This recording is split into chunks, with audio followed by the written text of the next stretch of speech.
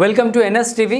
నేను రాజీవ్. ముందుగా హెడ్లైన్స్ చూద్దాం. తిరుమల తిరుపతి దేవస్థానంలో ఇటీవల కాలంలో ఒక రాజకీయ పార్టీ ఆ ఆలయాన్ని అపవిత్రం చేయాలా, ఆ యొక్క అధికారుల్ని నిర్వీర్యం చేసి పాలక వర్గాన్ని కూడా అవమానకరంగా దూషించాలనే ఒక ప్రయత్నం ఇవాళ వైఎస్ఆర్ కాంగ్రెస్ పార్టీ నాయకులు తిరుపతిలో, తిరుమలలో అదే పనిగా చేస్తూ ఉన్నారు.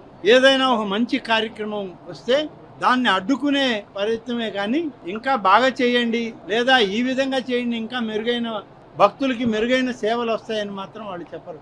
వాళ్ళు ప్రయత్నం అంతా ఏదో ఒక నెపం, ఒక బురద జల్లి ఆ వాతావరణాన్ని కలుషితం చేయడానికే వాళ్ళు చేసేటువంటి ప్రయత్నం.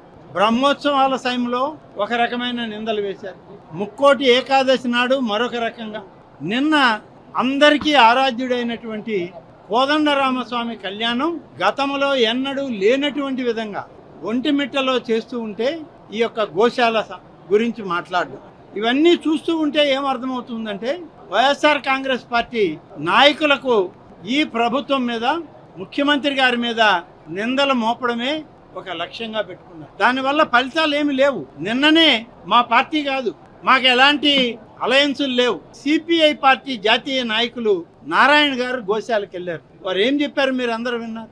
ఎలాంటి ఇబ్బందులు లేవు, సజావుగా సాగుతూ ఉంది గోశాల. తిరుమల తిరుపతి పాలక వర్గం గోవుల్ని సంరక్షిస్తూ ఉంది అని చెప్పి వారు స్వయంగా చూసి స్టేట్మెంట్ ఇచ్చారు. అయినా వీళ్ళకి తృప్తి లేదు. ఇవాళ ఛాలెంజ్లు, మీరు రాండి మేము రాండి, ఏమి ఛాలెంజ్లు చేస్తారు మీరు? ఎక్కడైనా సరే కొన్ని సహజ మరణాలు అనేవి ఉంటాయి. సహజ మరణాలను కూడా పాలక మండలి లేకుంటే రాష్ట్ర ప్రభుత్వమో వాటి వల్ల వచ్చింది అని చెప్పి నిందల్ని మోపడానికి భూమన కరుణాకర్ రెడ్డి లాంటి నాస్తికుడు చేయడం ఇది నాస్తికత్వం అనిపించుకుంటుంది.